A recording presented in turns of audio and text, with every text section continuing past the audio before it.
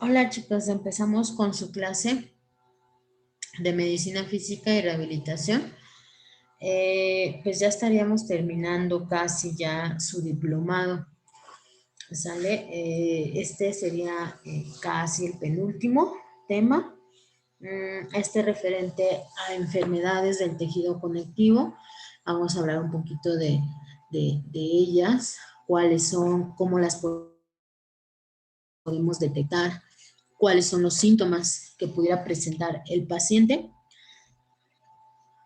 así como también su tratamiento dentro de la rehabilitación. ¿Sale? Espero que ya tengan pues como sus tareas ya terminadas, revisé algunas, ajá, para que esto con la finalidad de que ustedes se les facilite un poquito más el tratamiento a la hora de la práctica clínica con los pacientes, ¿no? Eh, entonces, hablamos de las enfermedades del tejido conectivo, ajá, que también son llamadas enfermedades del mesénquima o mesenquimopatías. Ajá. Son entidades de baja prevalencia en la población en general, pero pues sí son, pues a lo mejor escuchadas, ¿no? Vistas por algunos pacientes. ¿Qué hacer en esos momentos? ¿Cómo poderla detectar desde nuestro historial clínico? Ajá. Tenemos varias en las cuales, pues, destaca, por ejemplo, la miositis sin lesiones cutáneas, polimiositis y lesiones cutáneas, ajá, dermatomiositis sin miositis, ajá, toda esta relacionada con tejido conectivo, dermatomiositis infantil o juvenil, ajá. Pues estas enfermedades como tal, chicos, pues son de naturaleza inflamatoria, ajá, autoinmune, tienden a la cronicidad y al compromiso de muchos parénquimas, dejando en ellos daño estructural y funcional. Ajá. Entonces, pues por ello es que es muy importante hablar de estas enfermedades, ajá, porque hoy en día pues podemos ayudar a los pacientes pues que se encuentran en este problema, ¿no? En estas sintomatologías que presenta la enfermedad. En este caso, pues tenemos las más reconocidas, que son la artritis reumatoidea o artritis reumatoide, ajá, así como también el lupus eritomatoso sistémico, el síndrome de Sjögren, ajá, y la famosa también esclerosis sistémica progresiva o esclerosis múltiple. Ajá. Progresiva. En este caso tenemos otras que también son de igual importancia, poder hablar de ellas. La polimiositis, la dermatomiositis y la enfermedad mixta del tejido conectivo. Ajá, pero como de las que son más escuchadas, más sonadas, son las cuatro primeras. Artritis reumatoidea, lupus eritomatoso sistémico, síndrome de Sjögren y esclerosis sistémica progresiva. ¿Chale? Esas cuatro son como de las más comunes escuchar hablar y no se diga de la famosa artritis reumatoidea. ¿Qué hacen en estos casos? ¿Cuál es la clave para el diagnóstico? ¿Qué parte de la historia clínica, de una buena historia clínica, ¿no? Primero, escuchando atentamente pues las molestias que trae el paciente, después interrogando sobre las características específicas de los síntomas. Ajá. Esto obviamente sumado a un cuidadoso examen físico que nos permite con alta probabilidad una opinión diagnóstica, que obviamente, bueno, pues se solicitarán en fase posterior, exámenes de laboratorio, imágenes, para comprobar dichas enfermedades, dichas patologías, ¿verdad? Los síntomas más frecuentes que nos mencionan los pacientes, pues como tal es la rigidez, el aumento de volumen, dolor articular, eso es como de los síntomas un poquito principales, ¿no? En estas enfermedades, el dolor articular, debilidad, y falta de fuerza, fatiga y compromiso de estado general. Estas son como de los síntomas más frecuentes que puede presentar el paciente, en el consultorio al realizar el formato de historial clínico. Eh, Cuando hay sospecha de enfermedad de tejido conectivo, pues encontrar estos síntomas es de lo más común, ¿no?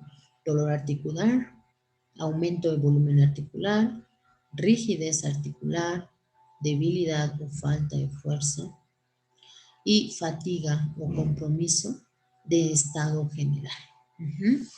Esos serían como de los síntomas en general de enfermedades como tal reumatológicas, ¿no? La artritis reumatoidea es una de las más frecuentes en las enfermedades del tejido conectivo, es de las que más se escucha, es más sonada, más como tal vista en pacientes, ¿no? Se define como tal una enfermedad inflamatoria autoinmune, crónica, que afecta las sinoviales articulares y que en su evolución natural lleva a erosiones articulares, llevando a destrucción progresiva e incapacidad funcional. Hay síntomas sistémicos y extraarticulares en el 40% de los casos de artritis reumatoidea, ¿sale?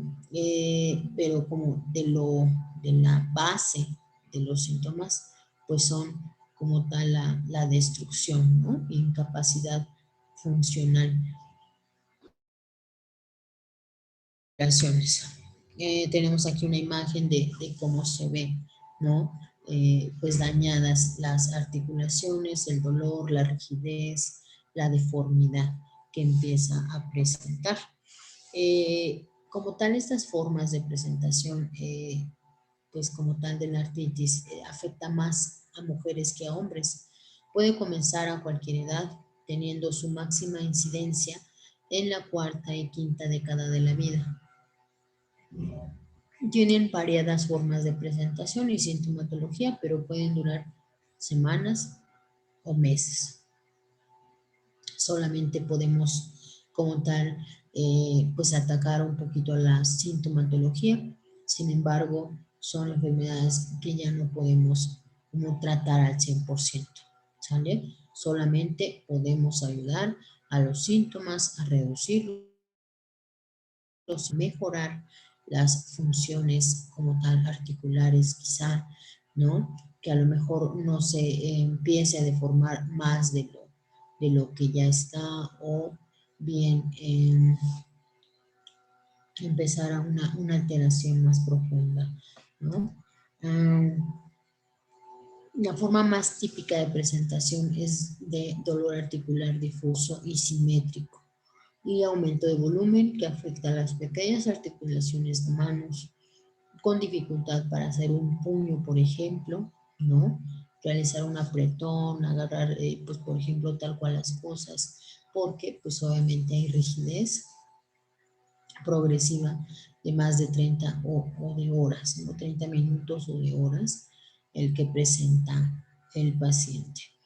En las manos afecta las articulaciones metacarpofalángicas proximales, mediales y distales. También puede llegar a afectar lo que son tobillos, la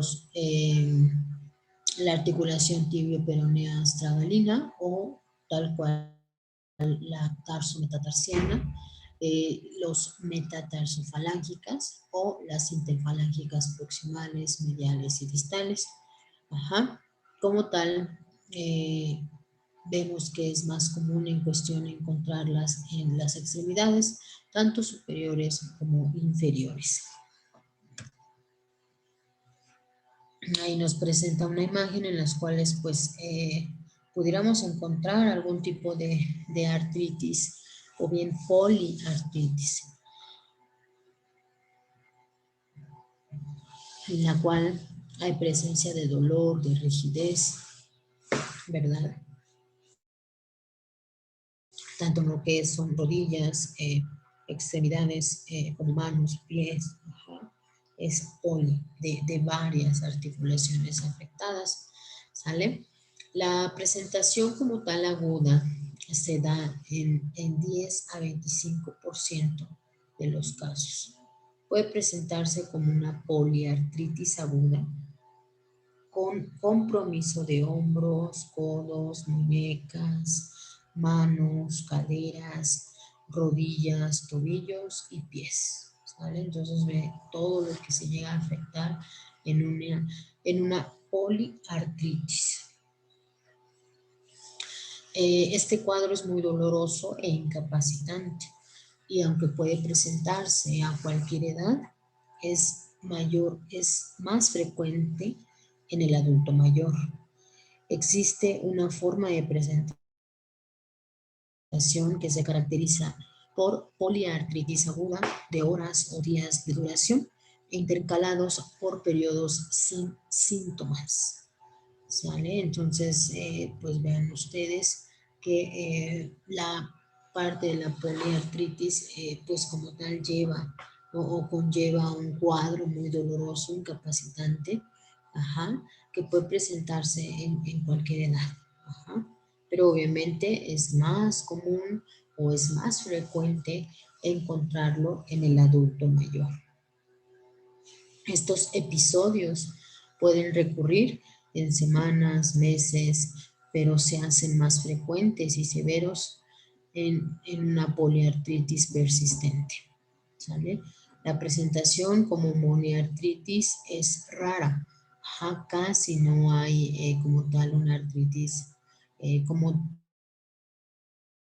tal solo en una zona, o solo en una mano, o solo en la piel. Casi siempre es de poli, ¿verdad? De poliarticular o poliartritis, o bien puede ser bilateral. Siempre ambas manos, ambos pies, ambas rodillas se llegan a afectar. La tenosinovitis, la bursitis y nódulos subcutáneos en las superficies extensoras pueden verse en asociación a las artritis, al igual que el síndrome del túnel del carpo, por ejemplo, por compromiso del nervio mediano a nivel de la muñeca. Ajá. Que esto, pues quizá es ocasionado por la articulación inflamada. Entonces, generalmente cuando encontramos tenosinovitis, bursitis, nódulos subcutáneos, el famoso síndrome del túnel carpiano, pudiéramos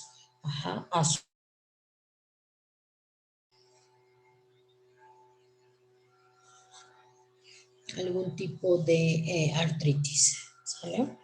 ¿Por qué? Porque tal cual, pues es en cuestión a una inflamación de la articulación.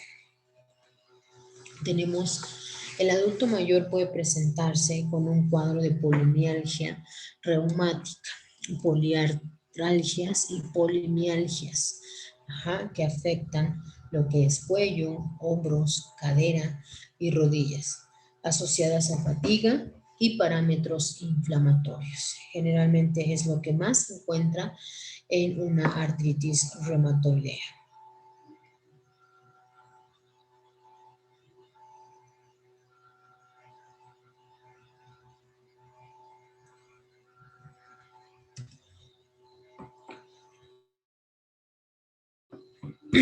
Dentro de las otras enfermedades que encontramos es el famoso lupus eritematoso sistémico.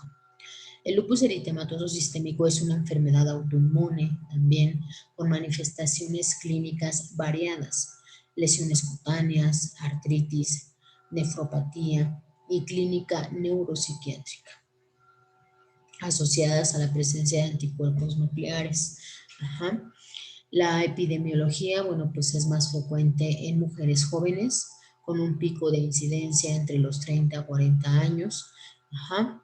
La clínica sistémica de la lupus eritomatoso sistémico es como tal poliartritis intermitente en manos, muñecas y rodillas, ajá, así como lesiones cutáneas, lupus discorde, eritema, nefritis, serositis, pleuritis, pericarditis, anemia, leucopenia, trombopenia, o sea, todas estas afecciones pues, se pueden encontrar en el lupus eritomatoso sistémico, ¿vale? Por eso es que es llamado sistémico, porque afecta pues como a toda la parte, ¿no? A toda la área, a todo el cuerpo. Leucopenia, trombopenia, anemia, pleuritis, pericarditis, ¿no? Como tal es sistémico. De lo que más podemos encontrar o cómo podemos detectar a una persona que presente lupus eritomatoso sistémico es el exantema en las alas de mariposa. Ajá. Es obviamente en cara, vean dónde está, en la parte del hueso frontal, entre lo que es todo lo que es el tabique nasal y en el cigomático mayor. Ajá. Entonces, esa sería como que la apariencia, ¿verdad? Los síntomas de lupus eritomatoso sistémico pues varían bastante en cada individuo. Hay quienes tienen muchas cuestiones ahí, vamos, del sistema digestivo, problemas digestivos, puede haber algún derrame pleural, problemas del corazón, nefritis por lupus, artritis, ¿no? El fenómeno de Raynaud. Estos son de los síntomas que prevalecen más en la enfermedad. La clínica neurológica, eh, encontramos las manifestaciones neurológicas que afectan al sistema nervioso central con mayor frecuencia que en el sistema nervioso periférico.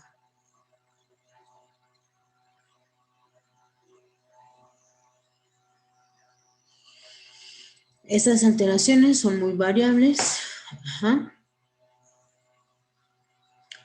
en el cual el llamado lupus neuropsiquiátrico incluye pues deterioro cognitivo, psicosis, lesiones desmilenizantes, ¿no? Crisis ahí comiciales, ictus debido a la enfermedad valvular cardíaca, trombosis asociada a un síndrome antifosfolipídico o lipido, ajá. El diagnóstico de este, pues ante la sospecha clínica, la confirmación viene determinada por la presencia de marcadores de inflamación aguda o crónica y anticuerpos, ajá, de IgG contra el ADN de doble enlace. Eso sería ya en cuestión al lupus eritomatoso sistémico. Ajá. Tenemos a la famosa esclerosis sistémica o esclerodermia. En esta enfermedad también igual, enfermedad autoinmune, ajá, multisistémica, que ocasiona una alteración estructural y vasoreactiva del endotelio vascular, con acúmulos de colágeno, afecta a la piel, sistema gastrointestinal, corazón, pulmón y riñón. Por eso es que es una enfermedad pues multisistémica, ¿no? Que por consiguiente afecta a muchos sistemas. En este caso el corazón, pulmón, respiratorio, cardíaco, renal, digestivo, ¿no? En cuestión a la epidemiología, es una enfermedad rara con una incidencia de, de 19 casos por millón. Ajá. Predomina más en mujeres, presenta un pico de incidencia en torno a los 50 años y pues dentro de la clínica podemos encontrar el fenómeno de Raynaud, fibrosis cutánea especialmente en manos, disfagia, hipomotilidad intestinal, disfagia, perdón, y nefropatía. Dentro de los síntomas que más encontramos en la esclerodermia es la calcinosis, depósitos de calcio en piel, fenómeno de Raunal, un espasmo vascular en respuesta al frío o al estrés, así como una disfunción esofágica, reflujo de ácido y disminución en la motilidad del estómago. Así también esclerodactilia, que es el engrosamiento y tensionamiento de la piel en las manos y en los dedos de las manos. ¿Sale? Así también tenemos el telangiectasia, que es la dilatación de capilares que causa marcas rojas en la superficie de la piel. Eso sería dentro de los síntomas que te puedes percatar al realizar la historia clínica de un paciente con esclerodermia.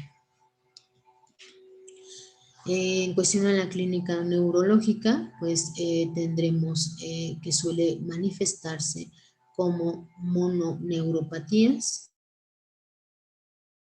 compresivas por el proceso de fibrosis subyacente. Diagnóstico, como tal se realiza en base a criterios clínicos como los, como tal, ANA, puede ser positivos, los anticuerpos antitopoisomerasa son relativamente específicos de las formas difusas y de los ancitrómero de las formas circunscritas, ¿sale? Dentro de estos, su tratamiento generalmente pues es como tal más en cuestión a tratar la sintomatología, ¿no? Más a tratar la parte, por ejemplo, de espasmo vascular, por ejemplo, en respuesta al frío, más en cuestión al engrosamiento y tensionamiento de la piel en manos y en los dedos, la rigidez que presenta, ahí es donde más podríamos entrar, ¿sale? Que ahorita vamos a explicar precisamente el tratamiento que se necesita o que se daría ante esta enfermedad. Dentro de las enfermedades que mencionábamos más comunes, encontramos también al síndrome de Sjögren, que este es pues un trastorno también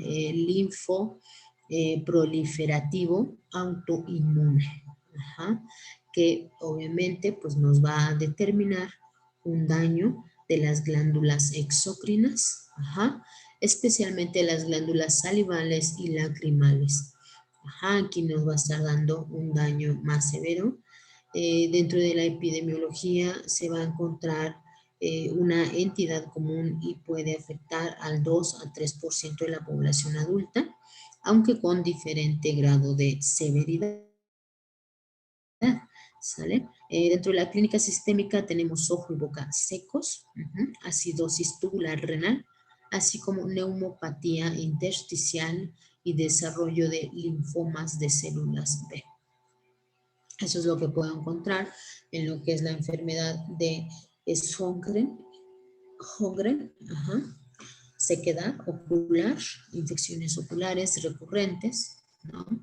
Dificultad al tragar, sequedad bucal, daños bronquiales, daños pulmonares, gastritis, pericarditis, erupciones en la piel, sequedad vaginal y también pues consigo lleva dolor o rigidez de las articulaciones. ¿Sale? Esto sería en cuestión a la sintomatología de pues las enfermedades de Sjögren.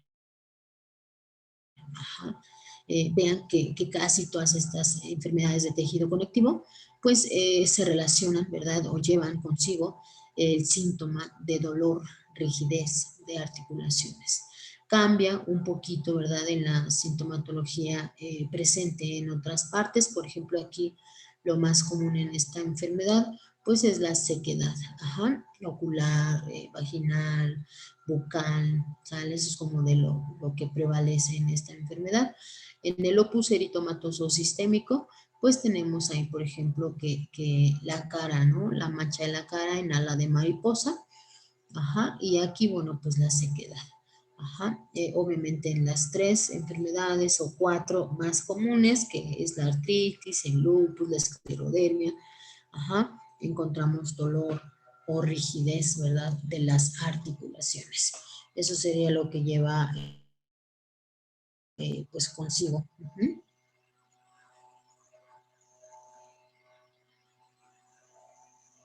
Ujú, ujú.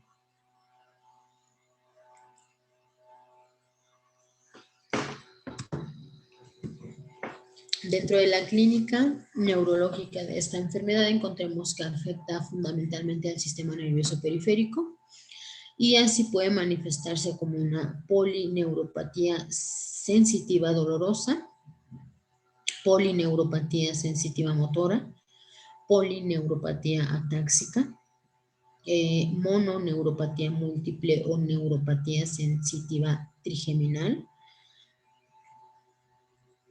Así también en casos, en ocasiones es la manifestación inicial de la enfermedad, la hipotensión ortostática y las anomalías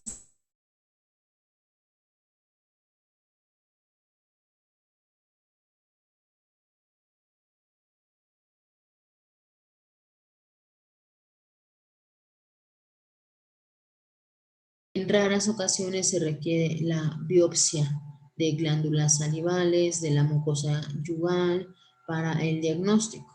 Dentro de su tratamiento, pues se requiere de inmunosupresión para el control de las manifestaciones neurológicas.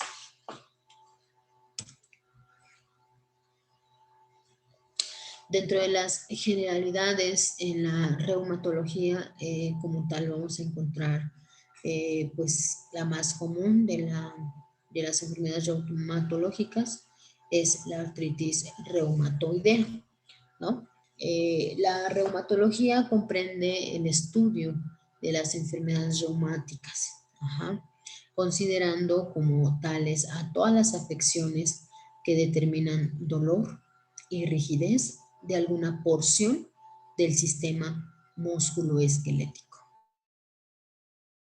enfermedades del tejido conectivo, las ya antes mencionadas, ¿sale? Entonces, todo en cuestión a reumatología tiene que ver con enfermedades que afecten al sistema musculoesquelético y enfermedades del tejido conectivo. Asimismo, la reumatología, chicos, se ocupa de las enfermedades no quirúrgicas que afectan a un órgano del sistema musculoesquelético, así como de una forma de enfermar en la que dicho sistema está implicado. Las enfermedades autoinmunes y las enfermedades antiinflamatorias, ajá, los pacientes generalmente consultan por dolor, artritis, cojera, fiebre, ajá, lesiones cutáneas. Se trata de síntomas inespecíficos que aislados o asociados se observan en procesos banales, ¿no? Y en patologías graves de etiología múltiple. Entonces, al tener pacientes que mencionen dentro de un historial clínico dolor, ojera, fiebre y lesiones cutáneas, no dudar de la posibilidad de una enfermedad reumatológica que afecta obviamente pues al sistema más que nada músculo esquelético.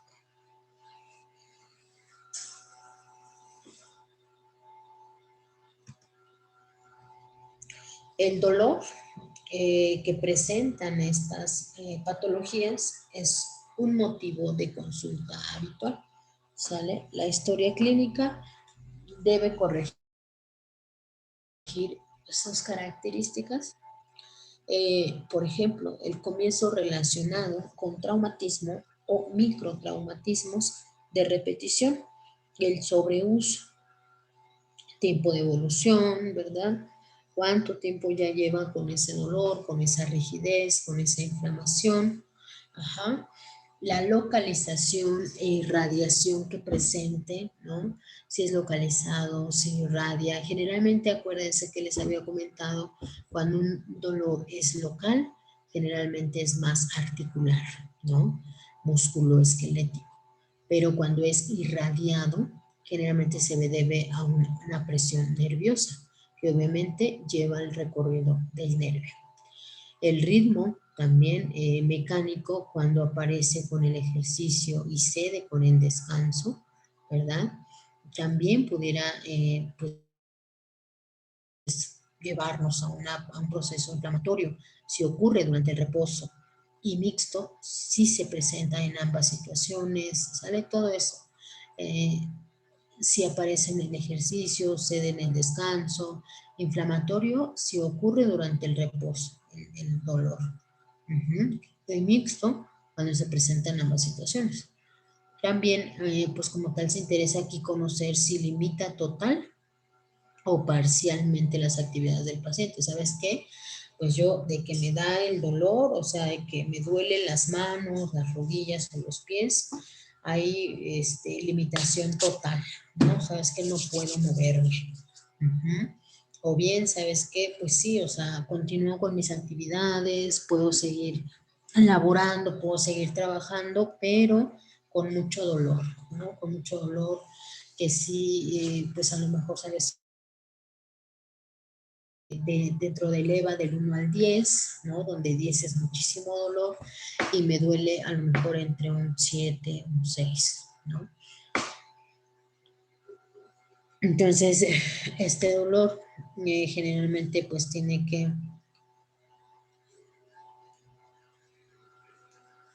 tiene que realizar con una exploración profunda en los pacientes, ajá. Y bueno, aquí tenemos como una clasificación de las enfermedades reumáticas, y como tal, pues la clase y la enfermedad. Dentro de la clase de los tejidos blandos, por ejemplo, tenemos la fibrositis, lesiones de tejidos y tendones, y el síndrome de fibromialgia. Esto en cuestión a la parte de los tejidos blandos. En la enfermedad degenerativa tenemos la artrosis. Ajá, ya es una enfermedad obviamente que se va desgastando el cartílago, y entonces pues tenemos como tal tipo artrosis. En la que es artropatía por depósito de cristales, pues tenemos la famosa gota. Ajá.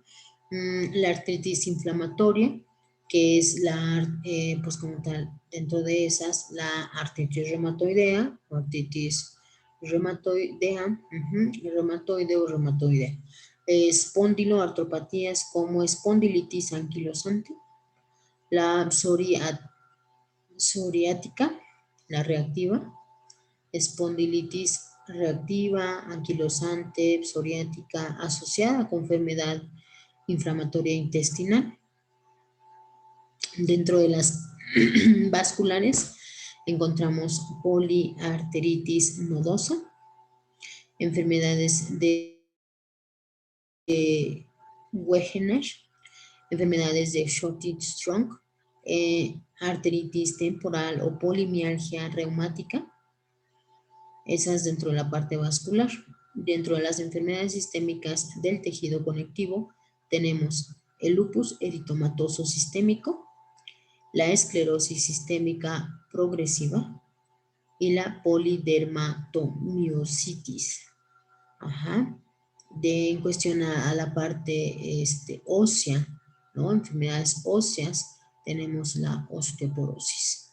Esto es dentro de la clasificación de las enfermedades reumáticas, de acuerdo a la clase de tejido que lo compone y la enfermedad que se determina. ¿Sale? Esto serían como dentro de las enfermedades o las generalidades del tejido conectivo, como lupus eritomatoso sistémico, ¿no? Esclerodermia, Ajá.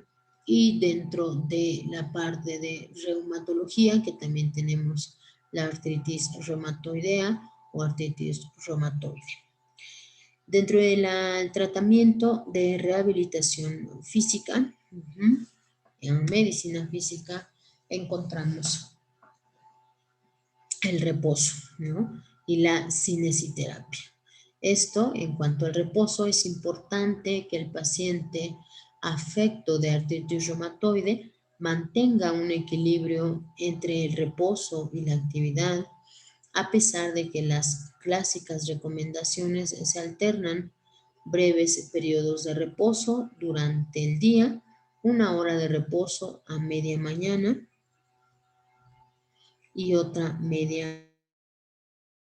Son en muchas ocasiones incompatibles con la vida laboral del paciente.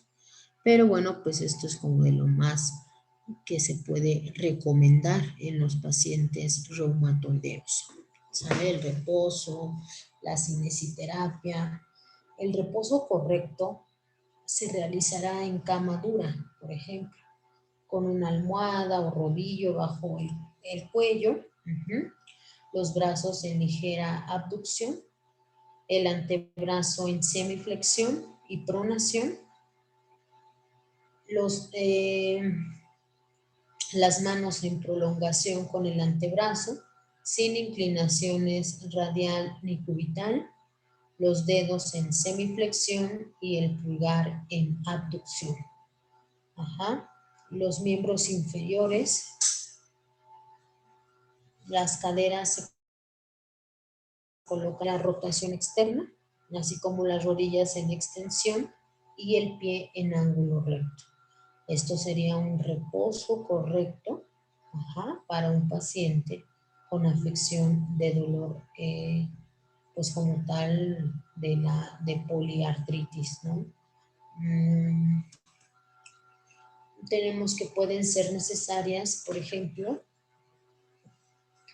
férulas, para ayudar a mantener las posturas, asegurar la inmovilización, favoreciendo la rápida resolución de los fenómenos inflamatorios, y previniendo deformidades irreductibles, movilizaciones que serán pasivas cuando hay debilidad muscular y severa en fase aguda, si no serán pues activas. Ahí tenemos como tal alguna férula que se colocan los pacientes que tienen pues como tal el dolor, ¿verdad? Articular. Estiramiento, tras aplicar termoterapia. Calor en la fase de no aguda, como la parafina, por ejemplo, para evitar contracturas, ¿no? Y mantener la amplitud articular. Ayudas técnicas, órtesis y adaptaciones que compensarán las limitaciones del movimiento articular. Ahí tenemos, por ejemplo, lo de la parafina.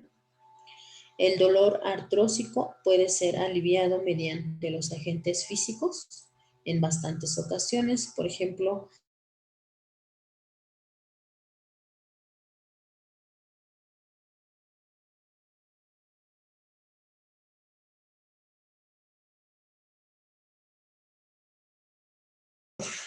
aquí el paciente, pues, podemos encontrar ultrasonidos, sobre todo cuando hay contracturas musculares, y evitando las apófisis espinosas, los relieves óseos, escapulares, colocar como tal calor local con microondas que nos dará el efecto sedante a la profundidad que deseamos, de 3 a 4 centímetros aproximadamente. Flexibilización y potenciación de la columna vertebral, así como ejercicios de CLAP, por ejemplo, higiene postural, evitar cargar demasiado peso en miembros superiores, evitar posturas, por ejemplo, de flexión, de la columna dorsal, para toda la sintomatología pues, de artritis reumatoidea. Dentro de la terapia física, pues como tal vamos a encontrar las modalidades físicas de calor, frío o electroterapia, ¿no? Se usan con mucha frecuencia, chicos, para mejorar el dolor. Entonces pudieran ustedes como tal dar estos efectos, ¿no? Bueno, el calor, el frío es de lo que más nos ayuda a complementar los síntomas en los pacientes. Tenemos, por ejemplo, cuestiones mecánicas, que son el reposo, de la actividad, mejora mucho la fuerza, el agarre, ¿no? Siempre tener durante alguna actividad reposo. Térmicos, que bueno, son el calor y el frío. El calor puede ser superficial, como lámparas infrarrojos, paquetes calientes, que nos pueden ayudar a elevar el umbral del dolor, provocar sedación y analgesia, disminuir la rigidez articular y el espasmo muscular. Entonces vean cómo funciona, ¿no? Porque funciona, cómo ayuda.